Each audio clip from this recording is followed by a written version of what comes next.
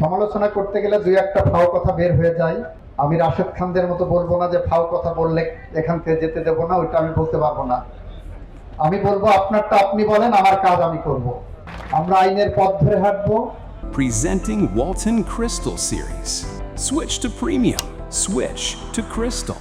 সরকার কেন আওয়ামী লীগকে পিটাচ্ছে না, সরকার কেন অমককে পিটাচ্ছে না? সরকার আইনের শাসন প্রতিষ্ঠার জন্য আসছে, পিটানোর জন্য নয়। যারা দুর্নীতি করেছেন, যারা খুনের সাথে জড়িত, যারা অন্যায়ের সাথে জড়িত, যারা মাফিয়া তন্ত্র করেছেন, তারা যতই মনে করেন না কেন গা ঢাকা দিয়ে পার পাবেন, এটা পার পাবেন না। আইন আপনার পর্যন্ত পৌঁছে যাবে ঠিক সময় মতো।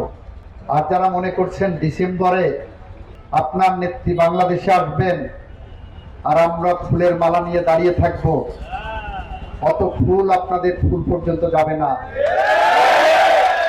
ফুলের মালা নিয়ে যাওয়ার আগেই আইনের হ্যান্ডকাপ তার হাত পর্যন্ত পৌঁছে যাবে ইনশাল্লাহ।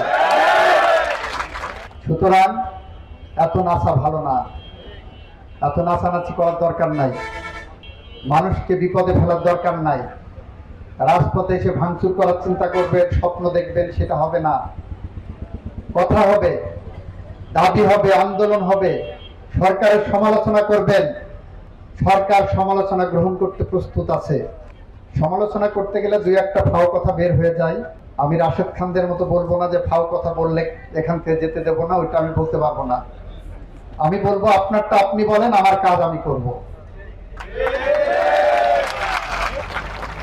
আমরা আইনের পথ ধরে হাঁটবো। আমরা প্রতিশোধের রাজনীতি করি না। আমাদের মাননীয় প্রধানমন্ত্রী বলেছেন, উনি যদি প্রতিশোধ চাইতেন, ওনার এখনো মেরুদণ্ডের হাড় ভাঙা আছে। ওনার ৪৫০০-এর মতো নেতাকর্মীকে পাখির মতো গুলি করে হত্যা করা হয়েছে।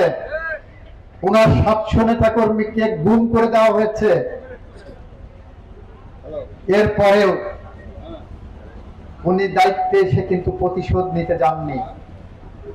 আমরা প্রতিশোধের রাজনীতি বিশ্বাস করি না। আমরা উন্নয়নের রাজনীতি করতে চাই, আমরা ধৈর্য ধরতে চাই। সেই ধৈর্য ধরে উন্নয়নের পথ ধরে আমরা এগিয়ে যাব।